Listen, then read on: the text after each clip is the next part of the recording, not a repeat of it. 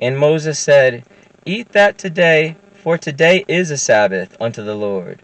Today ye shall not find it in the field.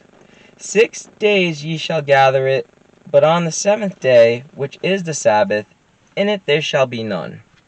And it came to pass that there went out some of the people on the 7th day for to gather, and they found none. And the Lord said unto Moses, How long refuse ye to keep my commandments and my laws?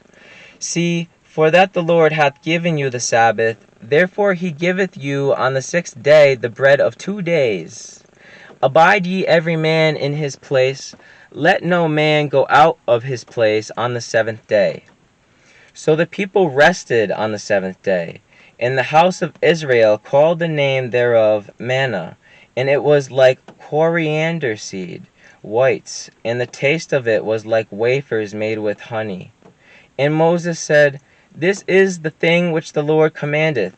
Fill an omer of it to be kept for your generations, that they may see the bread wherewith I have fed you in the wilderness, when I brought you forth from the land of Egypt. And Moses said unto Aaron, Take a pot, and put an omer full of manna therein, and lay it up before the Lord, to be kept for your generations. And the Lord commanded Moses, so Aaron laid it up before the testimony to be kept. And the children of Israel did eat manna 40 years, until they came to a land inhabited. They did eat manna until they came unto the borders of the land of Canaan. Now an omer is the 10th part of an ephah. And all the congregation of the children of Israel journeyed from the wilderness of Sin after their journeys according to the commandment of the Lord, and pitched in Rephidim. And there was no water for the people to drink. Wherefore the people did chide with Moses, and said, Give us water that we may drink. And Moses said unto them, Why chide ye with me? Wherefore do ye tempt the Lord? And the people thirsted there for water. And the people murmured against Moses, and said, Wherefore is this that thou hast brought us up out of Egypt, to kill us and our children and our cattle with thirst? And Moses cried unto the Lord, saying, What shall I do unto these people? They be almost ready to stone me. And the Lord said unto Moses, Go on before the people, and take with thee of the elders of Israel, and thy rod wherewith thou smotest the river, take in thine hand, and go. Behold, I will stand before thee there upon the rock in Horeb, and thou shalt smite the rock, and there shall come water out of it, that the people may drink. And Moses did so in the sight of the elders of Israel. And he called the name of the place Massah and Meribah, because of the chiding of the children of Israel, and because they tempted the Lord, saying, Is the Lord among us or not? Then came Amalek, and fought with Israel in Rephidim. And Moses said unto Joshua, Choose us out men, and go out fight with Amalek. Tomorrow I will stand on the top of the hill with the rod of God in mine hand. So Joshua did as Moses had said to him, and fought with Amalek. And Moses, Aaron, and Hur went up to the top of the hill. And it came to pass, when Moses held up his hand, that Israel prevaileth. And when he let it down his hand, Amalek prevailed. But Moses' hands were heavy, and they took a stone and put it under him, and he sat thereon. And Aaron and Hur stayed up his hands, the one on the one side, and the other on the other side, and his hands were steady until the going down of the sun. And Joshua discomfited Amalek and his people with the edge of the sword. And the Lord said unto Moses, Write this for a memorial in a book, and rehearse it in the ears of Joshua, for I will utterly put out the remembrance of Amalek from under heaven. And Moses built an altar, and called the name of it Jehovah Nissi. For he said, Because the Lord hath sworn that the Lord will have war with Amalek from generation to generation. When Jethro, the priest of Midian, Moses' father-in-law, heard of all that God had done for Moses and for Israel his people, and that the Lord had brought Israel out of Egypt. Then Jethro, Moses' father-in-law, took Zipporah, Moses' wife, after he had sent her back, and her 2 sons, of which the name of the one was Gershom, for he said, I have been an alien in a strange land. And the name of the other was Eleazar, for the God of my father, said he, was mine help, and delivered me from the sword of Pharaoh. And Jethro, Moses' father-in-law, came with his sons and his wife unto Moses into the wilderness, where he encamped at the mount of God. And he said unto Moses, I thy father-in-law Jethro am come unto thee, and thy wife, and her 2 sons with her. And Moses went out to meet his father-in-law, and did obeisance, and kissed him. And they asked each other of their welfare. And they came into the tent. And Moses told his father-in-law all that the Lord had done unto Pharaoh and to the Egyptians for Israel's sake, and all the travail that had come upon them by the way, and how the Lord delivered them. And Jethro rejoiced for all the goodness which the Lord had done in Israel, whom he had delivered out of the hand of the Egyptians. And Jethro said, Blessed be the Lord, who hath delivered you out of the hand of the Egyptians, and out of the hand of Pharaoh, who hath delivered the people from under the hand of the Egyptians. Now I know that the Lord is greater than all gods, for in the thing wherein they dealt proudly, he was above them.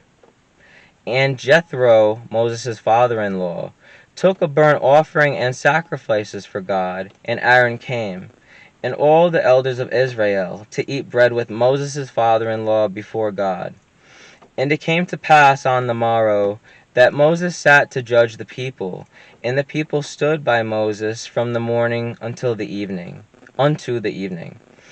And when Moses' father-in-law saw all that he did to the people, he said, What is this thing that thou doest to the people? Why sittest thou thyself alone? And all the people stand by thee from morning unto even. And Moses said unto his father-in-law, Because the people come unto me to inquire of God. When they have a matter, they come unto me, and I judge between one and another. And I do make them know the statutes of God and his laws. And Moses' father-in-law said unto him, The thing that thou doest is not good. Thou wilt surely wear away, both thou and this people that is with thee, for this thing is too heavy for thee. Thou art not able to perform it thyself alone. Hearken now unto my voice. I will give thee counsel, and God shall be with thee. Be thou for the people to Godward, that thou mayest bring the causes unto God. And thou shalt teach them ordinances and laws, and shalt show them the way wherein they must walk, and the work that they must do.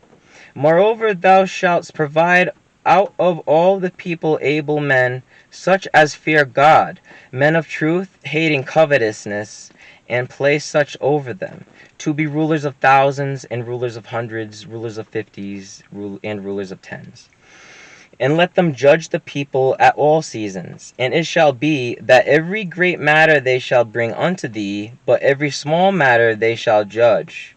So shall it be easier for thyself, that they shall bear the burden with thee. If thou shalt do this thing, and God command thee so, then thou shalt be able to endure, and all this people shall also go to their place in peace. So Moses hearkened to the voice of his father-in-law, and did all that he had said. And Moses chose able men out of all Israel, and made them heads over the people, rulers of thousands, rulers of hundreds, rulers of 50s, and rulers of 10s.